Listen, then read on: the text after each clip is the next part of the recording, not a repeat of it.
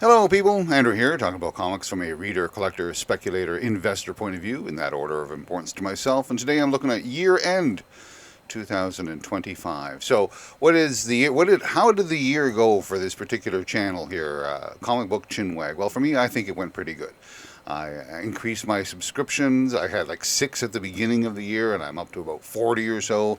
I've released a video at least once every week. Sometimes there's been two. I've had one of my videos hit 200 views, and another one hit 100 views. I've had over 100 hours viewed. All of that is, for me, is very positive and very good. And I really want to take this moment, this opportunity to say thank you to all of the subscribers and all of the people that viewed. You may not like everything that I have to say or disagree with some of the interpretations or explanations of some of the books and the storylines, but you listening, and that's good. I'm sharing my opinions and my thoughts on this, and I'm hoping that somebody out there, when they're watching and they say, hey, you know what, maybe I will try that particular series. I hadn't thought about it. I've passed it over in the dollar bins, but I'll give it a shot now. And I'm hoping that that works as well for those that like to speculate or build the wealth or the value of their collection, looking at some of the spec books and seeing if anything might turn out in the years to come, and that hopefully that this channel has sort of steered some people into these directions. And but mainly, really, thanks for watching. Thanks for subscribing. It makes it all worthwhile for myself. I like the idea that I'm sharing my passion for the medium with other people that also share the passion, because this is a very niche channel, right? Like, it's not something that's going to explode all over the places. It's really catered to a specific group of people. So what's happening in the future for 2026 on this particular channel? It's just going to be more of the same. I had a friend ask me, he says, you're all over the place when it comes down to the titles and things that you bring in. And it's, yeah, I am, and I'm still going to continue that. Although we'll probably see more of a focus in 2026 on the Avengers, much like 2025 was all about, a lot of Fantastic Four stuff, moving into the Avengers. So I'll probably be doing one of those every 4 weeks or so about the Avengers. But beyond that, I don't have a game plan. I don't have titles written out that I'm going to talk about this, that, or the other thing. It's just, whatever seems to come into mind at the time.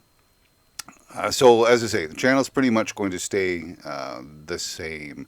I wouldn't mind getting a better camera, but I said that last year and that never happened, and I don't know that it'll happen this year. So, once again, thanks everybody. As for my own personal collection, I set out a goal at the beginning of the year, or an objective anyways, where it's, and in this case it was to get 6 Fantastic Four, Silver Age Fantastic Four, 4 Strange Tales, 1 key issue, and complete 1 series. And I managed to do all 6 of my goals. And I'll go through some of these Fantastic Four books. I won't go through any of the others, but I did get all. I set up these sort of these goals as a focus. I'm sure that a number of you have a budget, even like a monthly budget, whatever it is, or even when you go to a convention or something like that, and say, "This is my budget, and I'd like to stay within the budget." If I have a focus, when I go to a convention or something, the first place I look is the Fantastic Four, looking for Silver Age Fantastic Four. They're expensive books now that I'm into areas below issue 60. I think 67 is the highest one I don't have, and that's about a $200 or $300 issue. Buying one of those books, that pretty much, other than some extra money for some dollar bin books or a $20 book or 30, that's going to eat up most of my budget. But this way I focus, and I'll be able to possibly one day complete the Fantastic Four. So I bought 6 Fantastic Four here. This is the best of the bunch. Not the earliest, actually, it's the latest of the bunch that I bought. But it was the best of the bunch, issue number 55 with the Thing in Silver Surfer. Very sharp copy, really good copy to add to that collection. I really like this one. It's funny because then we go to the cheapest one I bought, which was this one just recently, and it only cost me $20 because there's a sort of a tear, a hole on page 13 of this. What had happened is 2 pages were stuck together. When they were pulled apart at some point in time, one page left some behind on the other page. Maybe some kid was eating some gum and they're stuck, and it ripped a hole about this big on the preceding page. Really, but it only cost me $20 for this book. It's not, as I say, not premium, but for $20, the pages are still pretty white.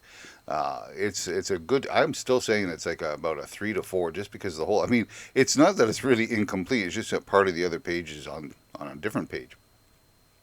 So this was the last one I bought, and the earliest book I now have in my Fantastic Four collection. And I bought some other ones as well. What is this? This is 26, I believe. Yeah, and issue number 26. I thought this was and this one did not cost me a ton of money either. It was probably about $100 or so. But you've got both the Avengers and the Hulk featured in this one. Sign me up for that.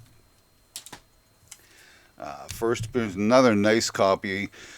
This is issue 35, the first appearance of Dragon Man, but it's a really sharp copy. I really like this copy.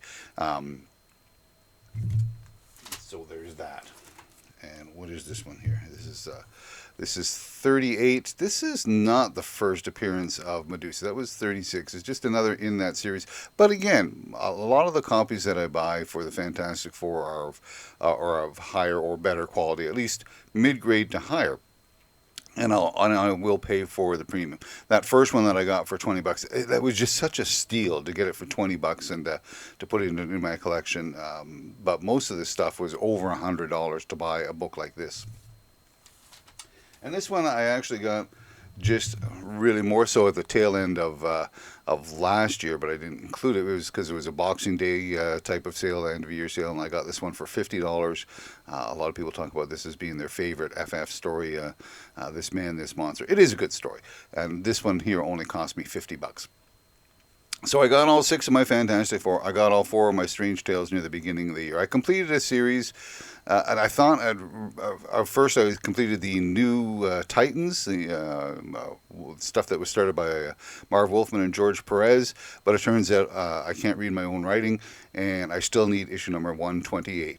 The largest series I did complete was the Ultimate X-Men, which is 100 books long with 2 annuals. So there were a lot of other smaller series that I completed as well, but that was the largest series that I completed.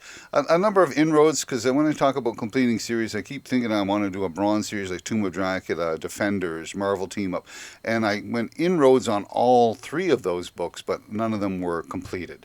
Again, I'll keep working on that in the new year. And as far as the key book, well, really, the key book that I got was not much of a key. It was Fear, number 19, the first appearance of Howard the Duck. I was more excited about that because it's expensive because of Howard the Duck, but I need it for completing of the Man-Thing run and the Man-Thing character. I would have really liked to have gotten a Fantastic Four number 52, the first appearance of the Black Panther, but I just didn't see any that were in my price range and in the condition I was looking for. I saw one that was $500, which is, and I figured it would be a low grade, but it really was a low grade. I'm willing to spend $1,000 or $1,500 on a book like that, but I would really like to get something that's in the mid grade. It doesn't have to be graded. Most of my stuff is not graded, but that would have been a nice key book as well as one of the Fantastic Four, maybe for 2026. So that's it for what I had to say about 2025. As I say, once again, really, thank you for watching. Thank you for subscribing. Thank you for listening. Thank you for commenting. Makes a difference as well. It gives me some insight as to what you're thinking.